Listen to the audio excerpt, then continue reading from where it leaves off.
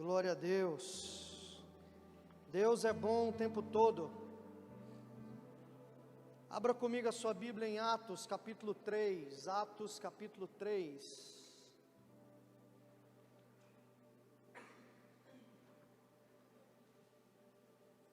Atos capítulo 3, quem achou diz amém.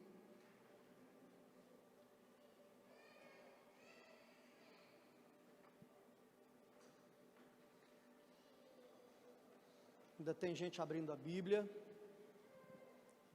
Todos estão me ouvindo bem? Está me ouvindo bem aí, Marcão? Marcão, está ouvindo bem aí? Todo mundo está ouvindo bem? Vocês do lado de cá? Coisa boa. Atos capítulo 3, vamos ler do 1 ao 10, que diz o seguinte: Pedro e João subiram juntos ao templo à hora da oração, a nona. E era trazido um varão que desde o ventre de sua mãe era coxo, o qual todos os dias punham à porta do templo chamada Formosa, para pedir esmolas aos que entravam. Ele, vendo a Pedro e a João, que iam entrando no templo, pediu que lhe dessem alguma coisa. E Pedro, com João, fitando os olhos nele, disse: olha para nós. E olhou para eles, esperando receber alguma coisa. E disse Pedro: eu não tenho prata nem ouro, mas o que tenho, isso te dou. Em nome de Jesus Cristo, o Nazareno, levanta-te e anda. E tomando-a pela mão direita, o levantou, e logo seus pés e tornozelos se firmaram. E saltando ele, pôs-se em pé, e andou e entrou com eles no templo, andando e saltando e louvando a Deus. E todo o povo o viu andar e louvar a Deus, e conheciam-no, pois era ele o que se assentava a pedir esmolas à porta formosa do templo. E ficaram cheios de pasmo e assombro pelo que lhe acontecera. Só até aí. Esse é o livro de Atos. Atos dos Apóstolos é o primeiro livro da história da igreja. Esse livro registra a caminhada da igreja até Roma. Jesus veio para os seus, mas os seus não receberam. Portanto, todos aqueles que forem até ele, de maneira nenhuma, ele o lançará fora. Por vezes Jesus disse na palavra que ele veio para os judeus, ele veio falar aos judeus, ele veio proclamar o evangelho, o reino de Deus aos judeus. Por mais que uma vez, se não me falha a memória, ele entrou em território gentil, quando ele passou pela região de Decápolis, quando ele passou ali pelo Gadareno, em Decápolis, e libertou aquele homem. Mas ele veio para os seus, e quando ele envia os seus discípulos, ele envia os discípulos às ovelhas perdidas da casa de Israel. Ele fala isso: eu vim senão as ovelhas perdidas da casa de Israel. Só que os seus discípulos, a partir deles, o evangelho saiu de Israel, saiu de Jerusalém. Paulo fez 3 grandes viagens missionárias. Ele fundou igrejas na Ásia, e por meio dele o evangelho chegou ali a Roma. Este livro não tem conclusão, porque a história da igreja continua a ser contada. A história da igreja não acabou. Nós já lemos a última página, nós sabemos como vai terminar as coisas, mas nós hoje somos responsáveis de dar continuidade à história da igreja, que continua sendo escrita até nos dias de hoje. Daqui a 50 anos, ouvirão falar das coisas que Deus fez por meio da comunidade das nações em Alphaville, por meio da sua vida, por meio da sua casa, da sua família, porque a história da igreja ainda está sendo escrita. As promessas feitas nos evangelhos têm o seu cumprimento em Atos. A comissão dada aos apóstolos nos evangelhos é executada no livro de Atos. Atos também é um manual sobre o crescimento saudável da igreja, sobre os princípios que fazem uma igreja crescer de forma saudável. Se você for ler Atos capítulo 2, a partir do 42, lá vai dizer: e perseveravam na doutrina dos apóstolos, e na comunhão, e no partir do pão, e nas orações. São 4 colunas que sustentam a igreja: a doutrina dos apóstolos, a palavra de Deus, a comunhão, porque é onde o Senhor ordena a sua bênção, o partir do pão. O que é o partir do pão? Jesus estava a caminho de Emaús, acompanhando aqueles discípulos que viram Jesus morrer, mas não o viram ressuscitar. Aqueles discípulos frustrados, nós esperávamos que ele fosse aquele que viria salvar Israel, mas quando Jesus senta à mesa com ele e parte o pão, Jesus se revela àquela pessoa. Ele disse: eu sou o pão vivo que desceu dos céus. Partir do pão é quando você pega desse pão vivo que você já recebeu na sua vida, que é Jesus Cristo, e deseja partilhá-lo a alguém, deseja falar dele para alguém, deseja anunciá-lo para alguém. E a outra coluna é justamente a oração. William Barclay considera o livro de Atos o mais importante do Novo Testamento. Calvino chama esse livro de o grande tesouro. É o grande tesouro da palavra de Deus, o livro de Atos. Atos é a segunda parte da obra de Lucas. O evangelho de Lucas, o evangelista Lucas escreveu Atos e escreveu Lucas, e o objetivo em escrever o evangelho de Lucas e Atos dos Apóstolos era oferecer um relato coordenado das origens cristãs, de onde tudo começou, com o nascimento de Jesus, com a vida de Jesus, com a crucificação de Jesus, com a ressurreição de Jesus, com a comissão dada por Jesus aos discípulos, e os discípulos fazendo aquilo que Jesus os mandou fazer, invadindo as regiões, trazendo o reino de Deus. Lucas fala da história de Jesus e da igreja primitiva no seu evangelho, no livro de Atos. Ele fala de como o evangelho começou a se espalhar pelo mundo mediterrâneo, desde Jerusalém até Roma. No início de seu livro, ele fala daquilo que Jesus começou a fazer e a ensinar.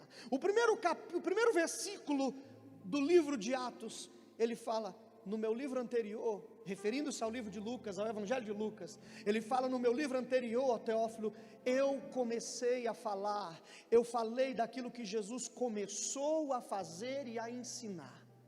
Ele começou, ele não terminou, ele ainda faz, ele ainda fará, porque o evangelho é continuidade. Amém ou não amém?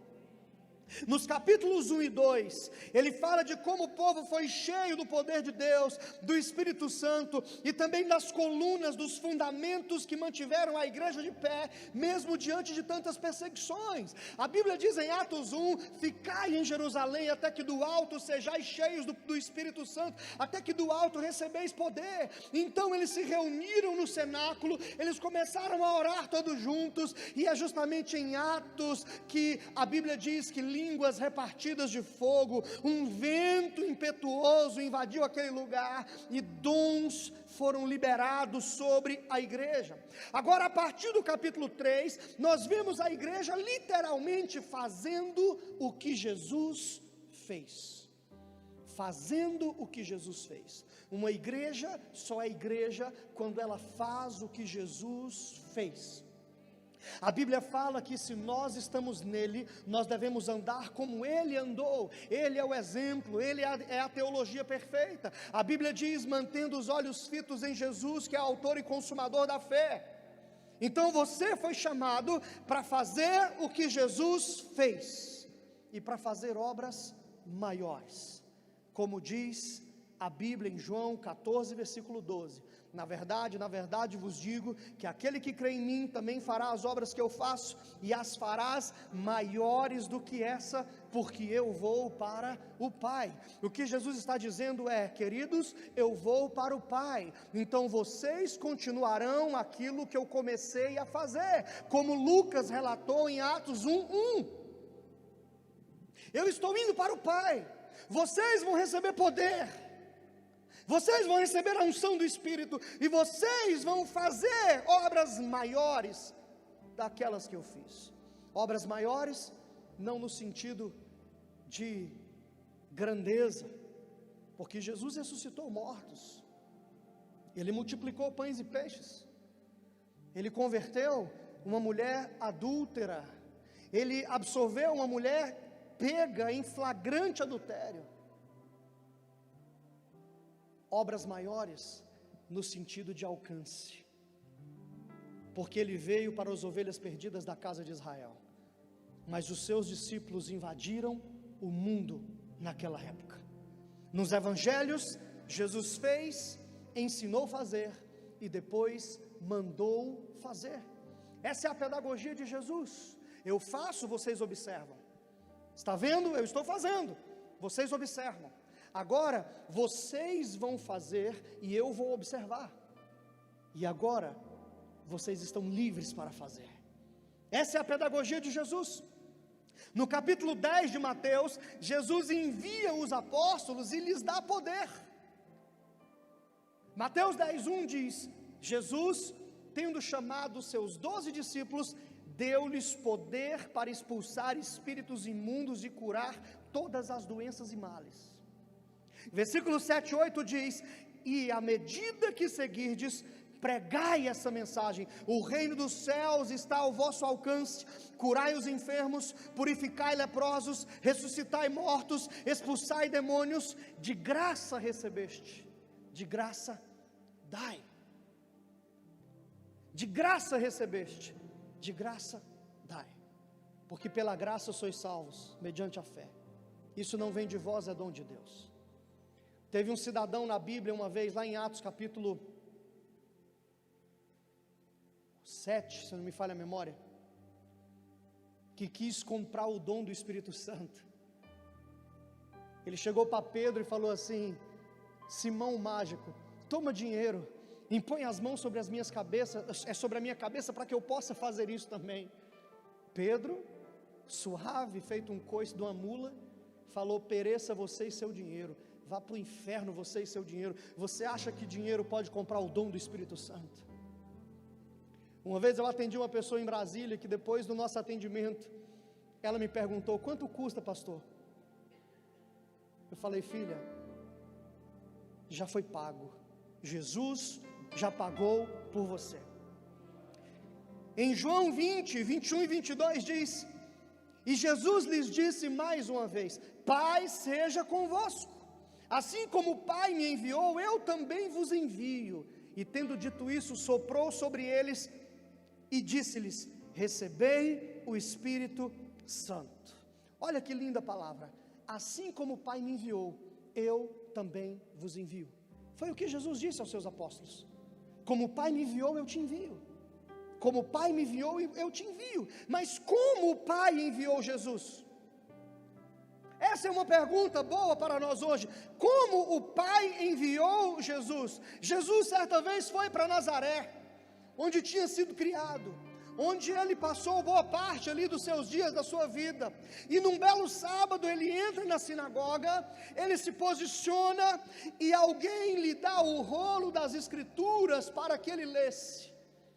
E então a Bíblia diz em Lucas 4, a partir do versículo 18, que é justamente esse cenário. Ele pega e lê as escrituras de Isaías, que diz: o Espírito do Senhor está sobre mim, porque Ele me ungiu para pregar o Evangelho aos pobres, Ele me enviou para proclamar libertação aos aprisionados e a recuperação de vista aos cegos, para restituir a liberdade aos oprimidos e promulgar a época da graça do Senhor. Em seguida, enrolou novamente o livro, devolveu-o ao assistente e assentou-se. E na sinagoga todos estavam com os olhos fixos em sua pessoa. Então ele começou a pregar-lhes: hoje se cumpriu a escritura que vocês acabaram de ouvir. Deus enviou Jesus para proclamar libertação. Ele enviou Jesus para dar vista aos cegos, para pôr em liberdade aos oprimidos. Ele enviou Jesus para anunciar o ano da graça do Senhor. E Jesus então fala: assim como o Pai me enviou, eu envio a vós. Você é enviado a pregar o Evangelho. Nós somos enviados a pregar libertação aos oprimidos. Nós somos enviados para aliviar o peso. Diga: aliviar o peso, para tirar o fardo das pessoas, para remover a culpa das pessoas. Nós somos enviados para isso, para proclamar libertação, para anunciar a graça do Senhor. Você acredita nisso? Em Atos dos Apóstolos nós podemos ver o nascimento da igreja e como ela se movia no poder de Deus.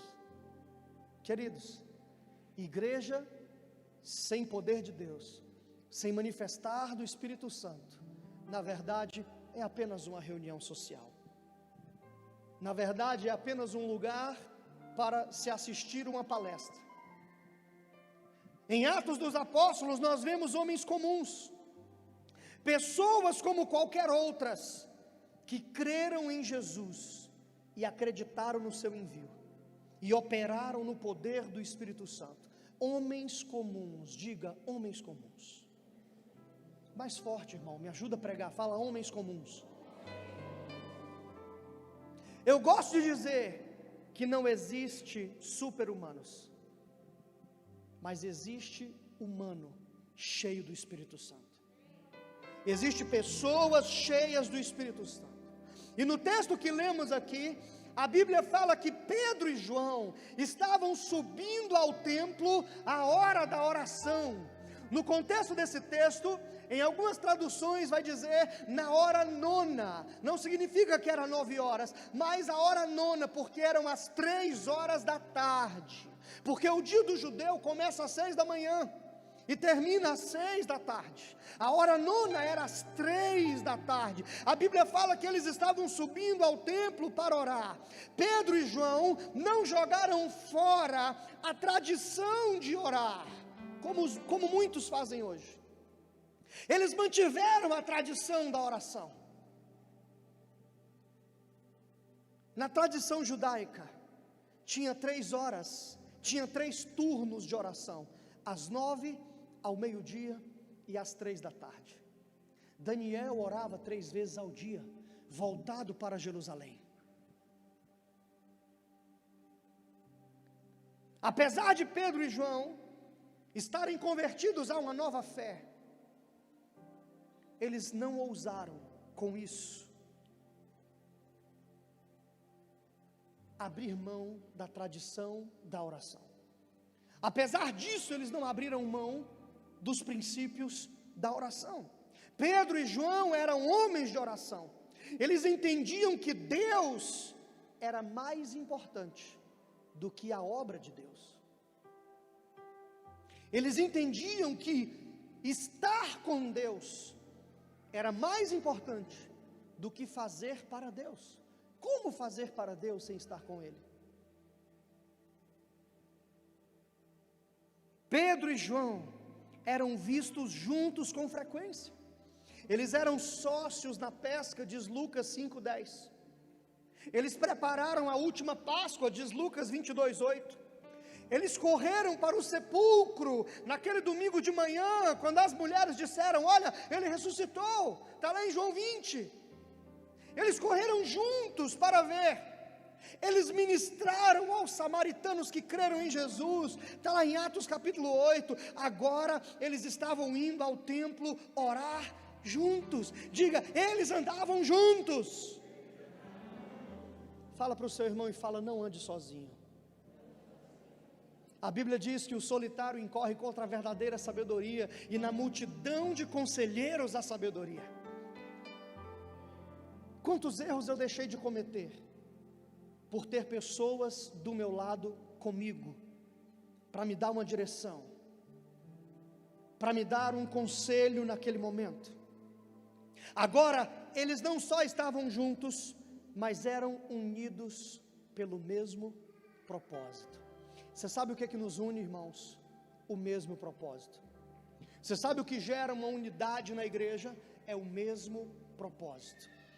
É você saber para onde estamos indo. É você saber o que queremos fazer, o que queremos realizar, e acreditar que Deus te deu dons e habilidades, e com isso você vai poder cooperar para que façamos e realizemos aquilo que Ele comissionou a nós para fazermos. Quando pessoas se unem pelo mesmo propósito, coisas extraordinárias acontecem. Jesus disse: aquilo que ligares na terra, aquilo que dois orarem na terra acerca de algo, isso é ligado nos céus. Jesus disse: onde dois ou mais estiveram reunidos no meu nome, ali eu estarei no meio deles. Há um poder na concordância, há um poder na unidade. Concordância não é apenas você estar no mesmo ambiente. Tem gente que está no mesmo ambiente que você, mas não concorda com aquilo que você faz. Jesus chega na casa de Jairo, e ele tira todo mundo que não acreditava naquele milagre da sala. Ele leva para o quarto daquela menina Pedro, Tiago e João, e os seus pais. Quem acreditava no propósito, quem acreditava no poder de Jesus de ressuscitar. Então Jesus, ali naquele ambiente de concordância, ele fala para a menina: Talita cumi, que quer dizer levanta e anda. Ambientes de unidade, ambientes de concordâncias, são úteros de milagres. Quem está comigo pode dizer amém. Então você não está aqui por um acaso. Eu creio que Deus trouxe você aqui, e quando Deus nos deu esse propósito, essa visão, Ele também nos deu você, nos deu seus dons. Sabe por quê? Porque sozinho eu posso até ir mais rápido, mas com você nós iremos mais longe. Eu não quero velocidade, irmão, eu quero constância. Porque uma caminhada de 1000 metros, de 1000 quilômetros, começa sempre com o primeiro passo, e depois o segundo passo. Amém ou não amém? Como eu acredito nisso. Você faz parte daquilo que Deus está fazendo no meio dessa igreja, e a partir dessa igreja. Você acredita nisso? Esses homens, eles eram líderes e colunas da igreja. Por diversas vezes vemos em Atos o quanto a igreja primitiva era uma igreja de oração.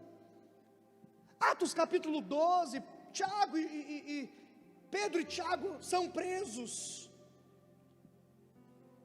Herodes mata Tiago à espada, e amarra Pedro, prende Pedro para matar 3 dias depois, porque era Páscoa, e exercer um crime capital na Páscoa ia contra os princípios judaicos. Herodes não estava nem aí para os princípios judaicos, mas ele era um político. Eu preciso agradar o povo para ter o povo, então eu não vou matar ninguém na época da Páscoa. Guardaram Pedro, prenderam Pedro para matá-lo 3 dias depois. Mas o detalhe da palavra em Atos 12 é que Pedro estava preso, mas a igreja orava incessantemente em prol da vida dele. E a Bíblia diz que o anjo foi na cadeia e libertou aquele homem em resposta à oração da igreja. Então, por diversas vezes vemos em Atos o quanto a igreja primitiva era uma igreja de oração, mas a igreja orava porque os seus líderes eram homens de oração. Marido, você quer ver os seus filhos orando? Seja um homem de oração. Esposa, seja uma mulher de oração.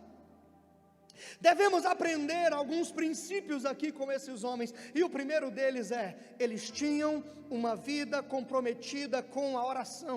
A oração era a prioridade da vida dos apóstolos. Na verdade, uma pessoa sempre vai priorizar aquilo que julgar ser importante para a sua vida. Ah, pastor, eu não tenho tempo para orar.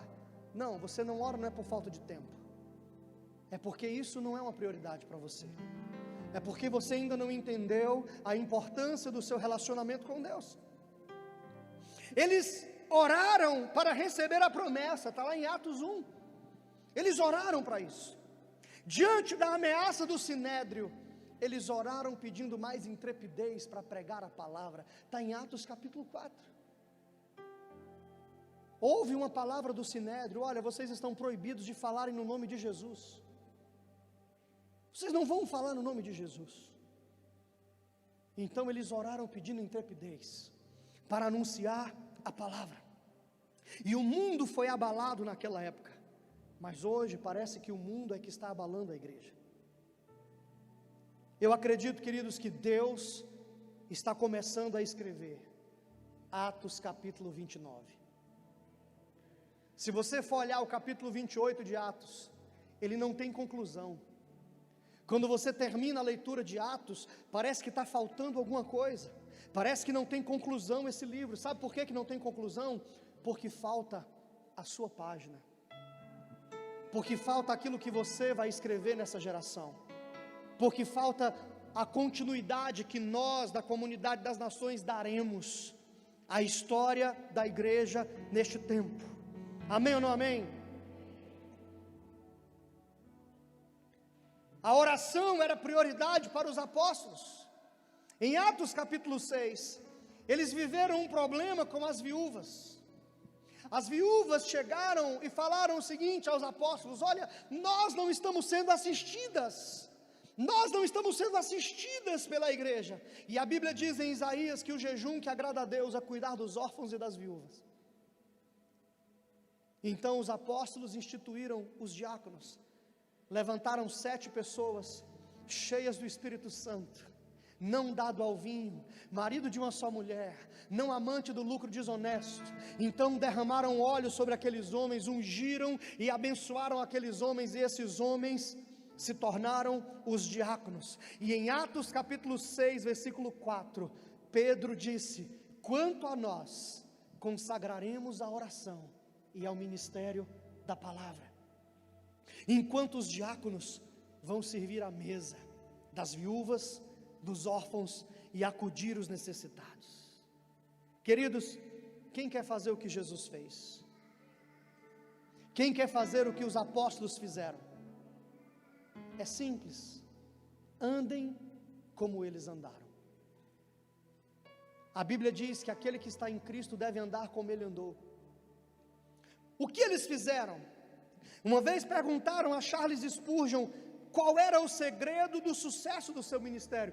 Charles Spurgeon foi considerado o príncipe dos pregadores, um homem que pregava para centenas e centenas de pessoas ao ar livre. O príncipe dos pregadores. E a resposta dele foi: eu trabalho de joelhos.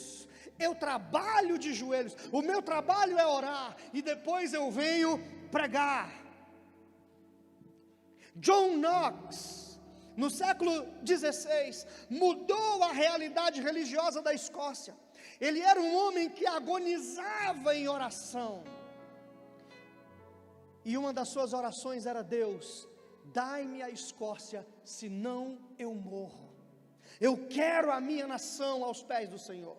John Knox. Queridos, ao longo da história, os que triunfaram nas pelejas e viram as manifestações grandiosas de Deus, foram aquelas pessoas que oravam.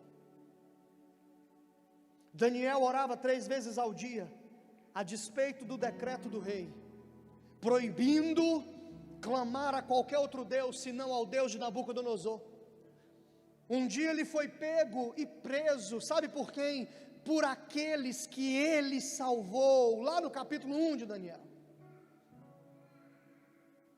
E ele foi jogado na cova dos leões, mas naquele dia os leões estavam de jejum, porque eles não tocaram em Daniel. Daniel foi um homem de oração. Lutero dizia: eu tenho tanta coisa para fazer hoje, que precisarei passar mais 1 hora em oração. S.D. Gordon, ele disse: as pessoas grandes na terra não são as pessoas que oram. Eu não quero dizer aquelas que falam sobre oração, nem aquelas que dizem que creem na oração, nem mesmo as que podem explicar sobre oração, mas eu quero dizer aquelas pessoas que separam tempo para orar. Essas são as pessoas grandes na terra. Ele também disse: você pode fazer mais do que orar após ter orado, mas você não poderá fazer nada além do que orar enquanto você não orar. Quando você ora, você colhe do fruto do trabalho de Deus.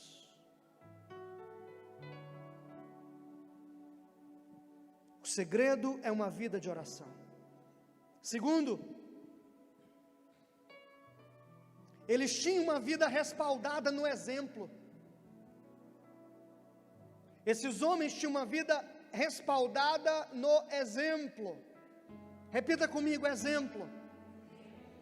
Versículo 2 diz: e eram trazido um homem que desde o ventre de sua mãe era coxo, o qual todos os dias punham à porta do templo chamada Formosa, para pedir esmolas a quem entrava. Irmãos, era estratégico colocar um mendigo na porta de um templo para pedir esmolas, porque supõe-se que quem vai ao templo orar está mais quebrantado de coração, está mais comovido e pode se compadecer da causa do outro e dar uma esmola.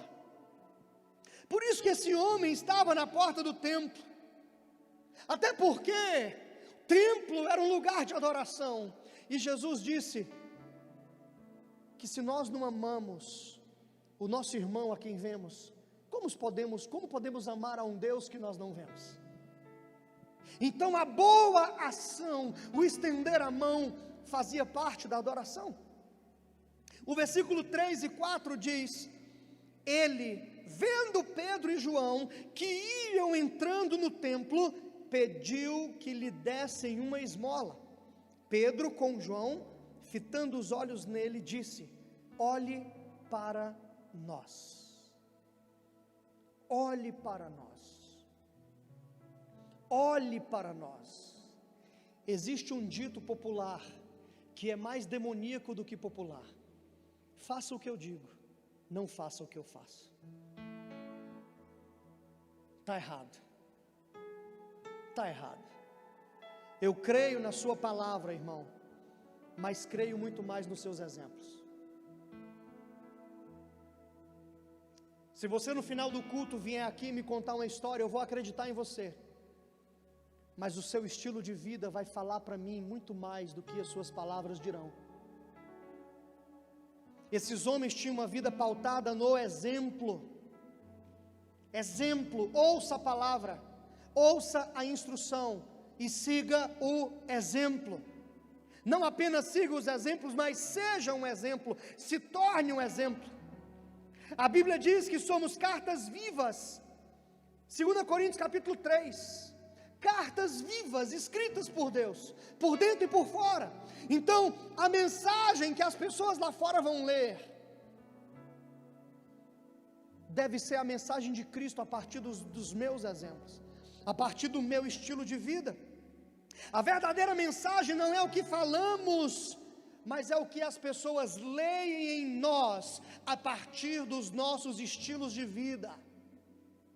Quem está comigo aqui pode dizer amém.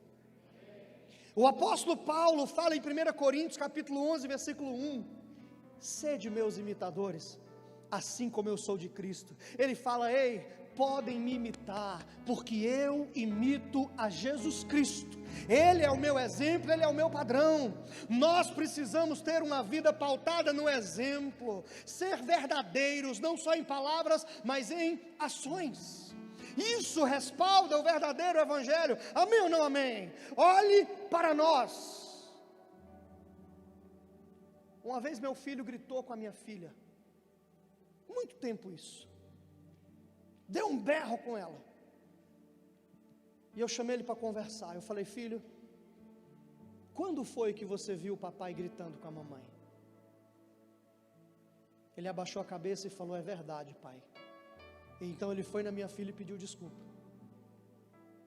Exemplo, fala exemplo. Nós, nas nossas casas, nós oramos pelos nossos filhos, mas às vezes procuramos orar com os nossos filhos, para que eles vejam a quem nós recorremos nas nossas vidas. O versículo 5 diz: e olhou para eles, esperando receber alguma coisa. Quando ele ouviu de Pedro: olhe para nós, algo começou a ser gerado dentro desse homem. E a Bíblia diz que o homem olhou para eles com atenção, na expectativa de receber alguma coisa. Diga: expectativa. Na expectativa de receber. Ei, quando você for orar a Deus acerca de algo, alimente a expectativa de que você vai receber. Alimente a expectativa de que Deus vai fazer. É o poder da expectativa. Alguém certa vez disse que a expectativa é a mãe dos milagres. O milagre muitas vezes, irmãos, não acontece onde ele é necessário, mas ele acontece onde é esperado. Quando você espera um milagre, esse milagre acontece. John Maxwell disse: se você acreditar que é possível, ou se você acreditar que é impossível, em ambos os casos você está certo. Porque muitas vezes depende de como nós esperamos, depende da nossa fé. Amém ou não amém? A fé é a certeza daquilo que se espera, diz a Bíblia. Então, se você espera, é porque você tem expectativa de receber. Então, a fé é a expectativa de que vai acontecer. Muitas vezes eu ando na expectativa de que a qualquer momento vai acontecer alguma coisa. Tenha expectativa. A expectativa desse homem foi respondida, não com o que ele queria, mas com o que ele mais precisava. Deus respondeu à expectativa desse homem, não com o que ele queria, mas com o que ele mais precisava. William MacDonald diz que o mendigo pediu esmolas, mas recebeu pernas novas. Tem gente que vive pedindo esmola para Deus, enquanto Deus quer te dar algo para mudar a sua história. Tem gente que vive pedindo um milagre momentâneo, enquanto Deus quer mudar a vida. Pedro, no barco, na pesca, ele disse: Senhor, afaste de mim, porque eu sou um pecador. Depois que ele tinha vivido a experiência daquele milagre, da pesca milagrosa, ele viu que Jesus tinha poder, ele reconheceu quem era Jesus e falou: afaste de mim, pois sou um pecador. Jesus disse: Pedro, segue-me, porque a partir de hoje eu farei de você um pescador de homens. Em outras palavras, Jesus está dizendo: filho, eu não quero que você viva uma experiência comigo, mas eu quero que você viva uma história comigo. Não é apenas uma experiência, essa experiência deu a você uma noção de quem eu sou, uma noção do que o meu poder pode fazer, mas eu não quero que você viva apenas uma experiência de receber uma esmola, eu quero que você viva uma história comigo. Então levanta e anda. E a Bíblia diz que este homem entrou no templo junto com Pedro e João, adorando ao Senhor. Foi melhor, irmão, foi melhor do que receber uma marmita, foi melhor do que receber uma esmola ou um agasalho, mas ele teve a sua história mudada. Eu creio no Evangelho que muda história, que muda destino. Eu creio no Evangelho de transformação, e não de simples acontecimentos. Jesus disse, ou melhor, Deus disse em Salmos: pede-me e te darei as nações por herança, e as extremidades da terra por sua possessão. Talvez você não sairá daqui hoje com o que você quer, mas eu ouso dizer, o que você precisa já está a caminho. Aquele homem não recebeu o que queria, mas ele recebeu o que ele precisava para viver uma nova história na sua vida. Isso me diz que o nosso Deus é um Deus que surpreende. Eu vim aqui hoje te dizer que o mês ainda não acabou. O Senhor pode surpreender você, o Senhor pode surpreender sua empresa, O Senhor pode surpreender sua saúde, o Senhor pode mudar esse diagnóstico, o Senhor pode fazer uma virada acontecer na sua vida, um ponto de inflexão. Sabe aquele momento que tudo muda? É um ponto de inflexão. Assim aconteceu na vida deste homem. Eu não sei o nome deste homem, mas eu não tenho dúvida que esse homem se tornou um dos discípulos dos apóstolos. Eu não tenho dúvida que esse homem se tornou um pregador. Se tornou um homem temente a Jesus, que andou com Jesus e que fez muitas coisas pelos outros, coisas das quais ele necessitou outrora. Gere a expectativa de que algo vai acontecer, e você verá isso acontecer. Ele disse: eu não tenho prata nem ouro, mas o que eu tenho eu te dou. Em nome de Jesus de Nazaré, levanta-te.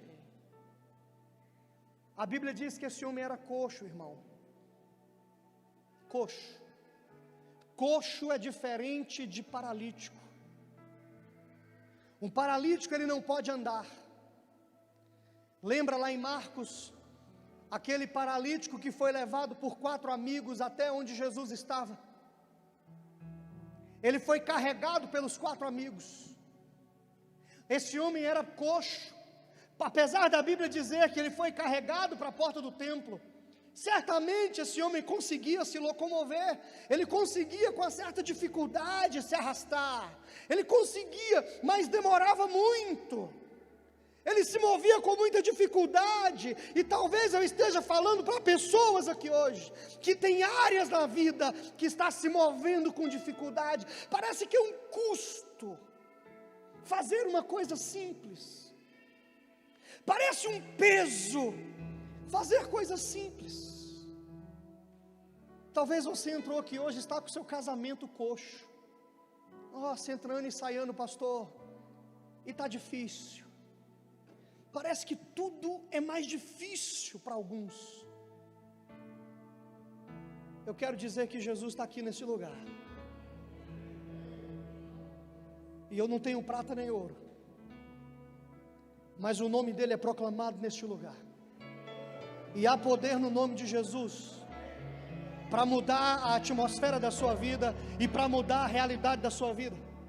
Domingo passado à noite eu perguntei quem tinha insônia aqui, e nós oramos por quem tinha insônia. Algumas pessoas, 6 ou 8, levantaram as mãos. 2 já mandaram mensagem: pastor, na verdade mandou para minha esposa, dizendo: olha, estamos dormindo melhor.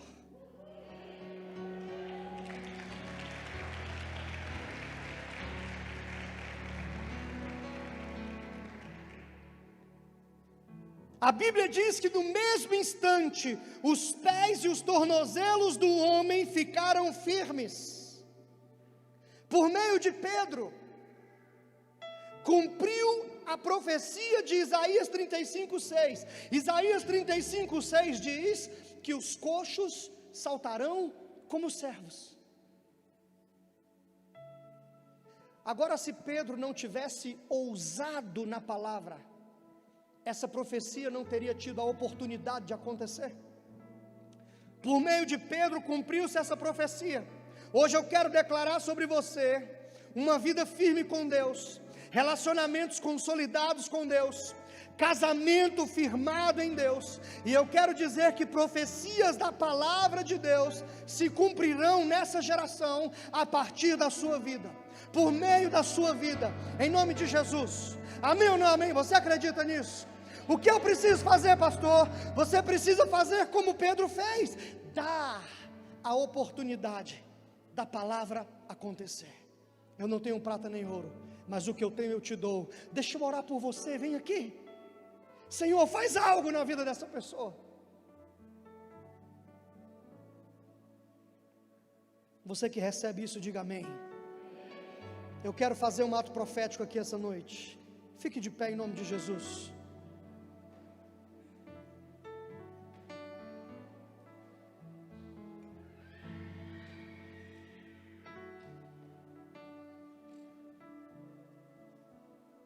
Olhe para suas mãos, olhe para suas mãos.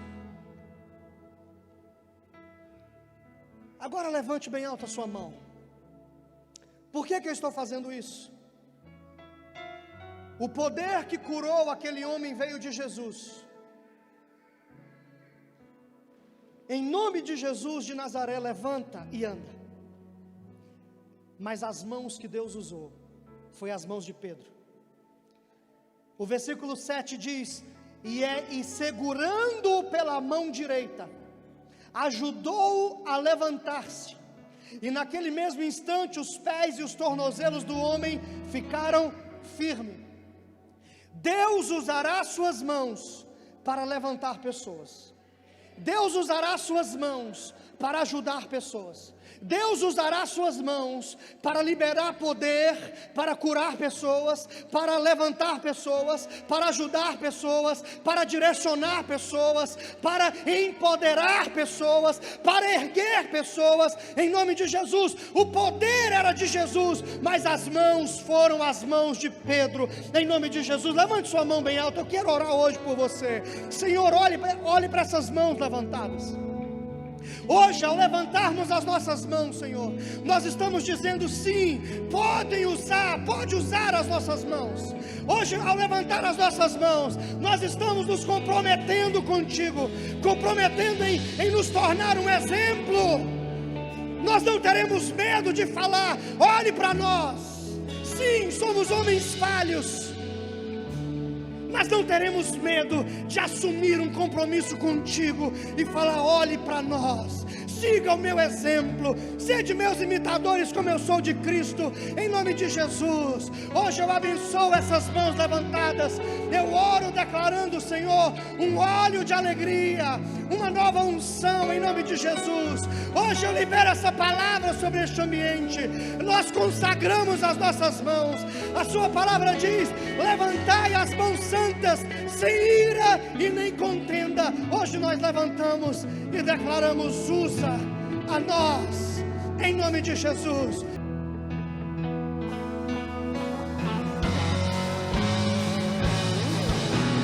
Deus de milagres, Deus de promessas, caminho no deserto, luz na escuridão.